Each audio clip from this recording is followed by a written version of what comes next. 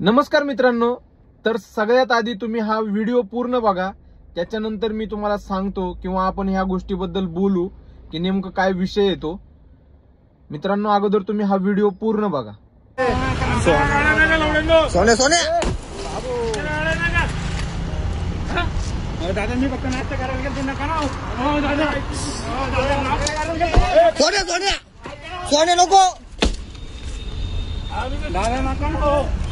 सोने नको आई हेले नाश्ता करायला गेलो आई सपन नाश्ता करायला गेलो नाश्ता करायला गेलो नाश्ता करायला गेलो मी नाश्ता करायला गेलो सोने का पाहिजे ऐका नाश्ता करायला गेलो तुला पण दादा टीचर नाश्ता करायला गेलो दादा मी नाश्ता करायला गेलो नाही नाश्ता करायला गेलो इमानदारी नाश्ता करायला गेलो आईची शपथ आहे मालकाची गाडी गाडी बोलली ना हे पेट्रोल रे तू मोबाईल द्या ना माझा बाकी जाळून टाकीन फक्त नाश्ता करायला मोबाईल का इधर नाश्ता करायला गेलो तू काढून तू एकच हे व्हिडिओ काढ नाश्ता करायला गेलो होता का ऑनलाईन होता नाही ना दादा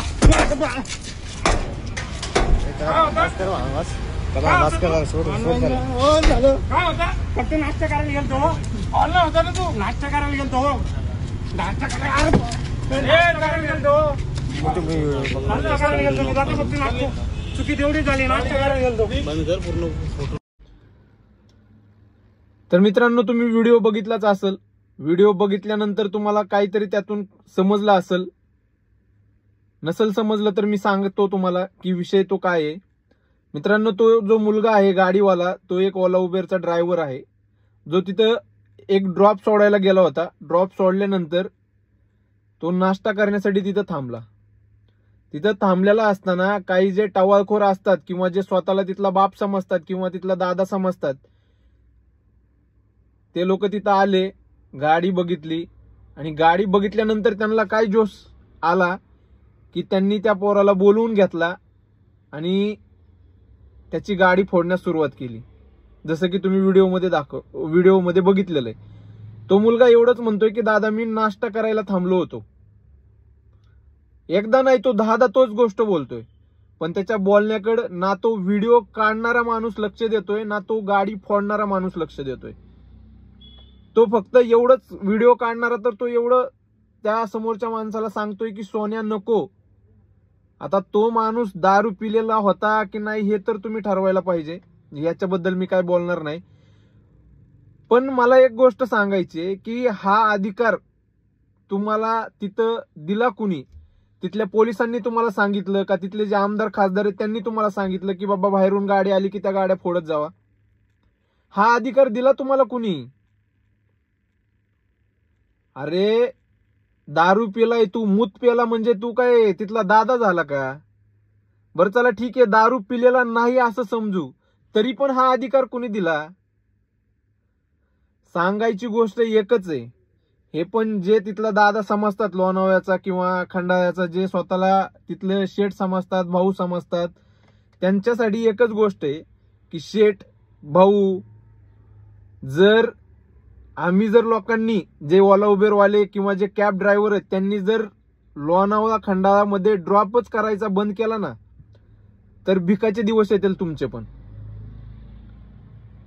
काय होईल माहितीये का तुम्हाला?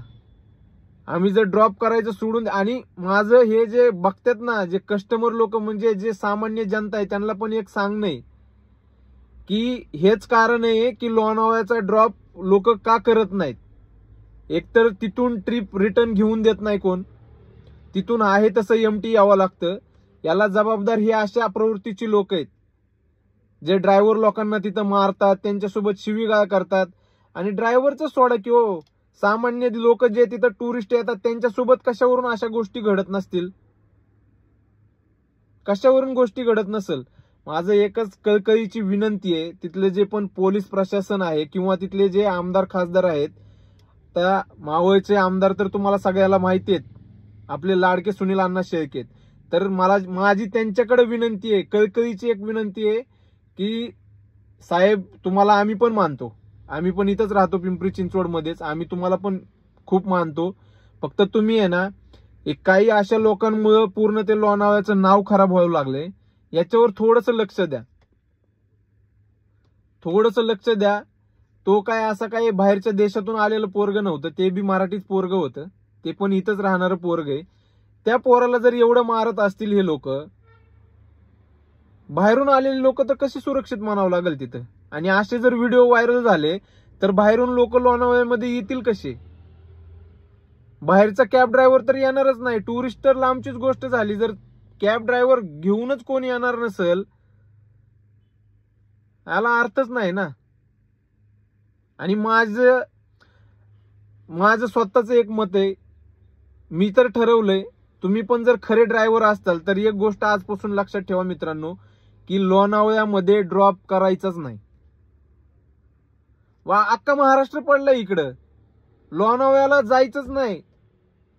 याच्यानंतर काय होईल माहितीये का मित्रांनो, की लोक स्वतःचा पर्याय शोधतील, स्वतःची गाडी शोधतील किंवा टू व्हीलर बघतील किंवा मित्राच्या गाडीनं जातील आणि त्याच गाडीनं रिटर्न येतील. आणि ते जे मारत होते त्यांच्यासाठी पण एकच गोष्ट सांगतो मी, तुम्ही आहे ना, तुम्ही एवढं भाई समजता ना शेठ, तुम्हाला पण माहितीये इथं गल्ली बोळात भाई आहेत सगळे. तुम्हाला जर असं वाटत असेल की तिथं आल्यानंतर आपण कुठल्या पण ड्रायव्हरला मारू शकतो, मग तुम्ही पण एक गोष्ट लक्षात ठेवा की तिथून बाहेर गेल्यानंतर तुम्हाला पण कोण पण मारू शकतं. आणि ही गोष्ट खोटी नाही सांगत आहे मी. कसं असतंय, तुम्ही ज्याला मारता उद्या तोच जर दात धरून तुमच्यावर बसला, आता मला माहित नाही शेठ तुम्ही ड्रायव्हर आहेत का तिथले काय कोण आहेत आपल्याला माहित नाही, पण तुमच्यामुळं जे पण लोणावळ्यातल्या गाड्या बाहेर जातील ना,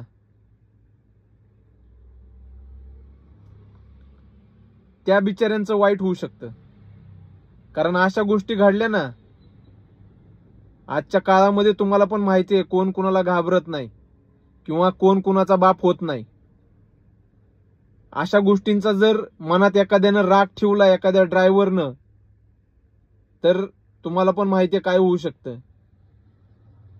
त्याच्यामुळं असले जे चाळे आहेत, येडे चाळे तुमचे, ते बंद करा प्लीज. तुम्ही त्याला समजून सांगू शकत होता किंवा तुम्ही त्याला चौकीमध्ये घेऊन जाऊ शकत होता, जे योग्य ती कारवाई करू शकत होतात. पण तुम्ही त्याला ती जी बेदम मारहाण केली, तुम्ही त्याला डोकं आपटणं वगैरे, अहो एखाद्याचा जीव जाऊ शकतो अशा जर गोष्टी घडत राहिल्या तर. माझी आहे ना पुन्हा एकदा हात जोडून तिथल्या पोलीस प्रशासनाला विनंती आहे की या माणसावरती लवकरात लवकर जे पण आहे कानूनी कारवाई झाली पाहिजे, नाहीतर येणाऱ्या काळामध्ये याचे वाईट परिणाम सगळ्यांना दिसून येतील. कारण मला तरी वाटत नाही की अशा गोष्टी घडल्यानंतर कुठला कॅब ड्रायव्हर तिथं जाईन आता ड्रॉप करायला. मी तर ठरवलंय, भले 4-5 हजार 10 हजार जरी कोणी दिले तरी आपण लोणावळ्याला जाणारच नाही आजपासून. The end. लोणावळ्यात गेलो तर स्वतःच्या गाडीनं स्वतःच्या हिमतीवर फिरायला जाईन, पण ड्रॉप घेऊन कुणाचा जाणार नाही, अजिबात नाही. आणि तुम्ही पण जर खरे पक्के ड्रायव्हर असताल तर ही गोष्ट आजपासून लक्षात ठेवायची. बाकी बघू आपण काय ठरवायचंय ते, काय करायचंय याच्यावरती पुढं. धन्यवाद.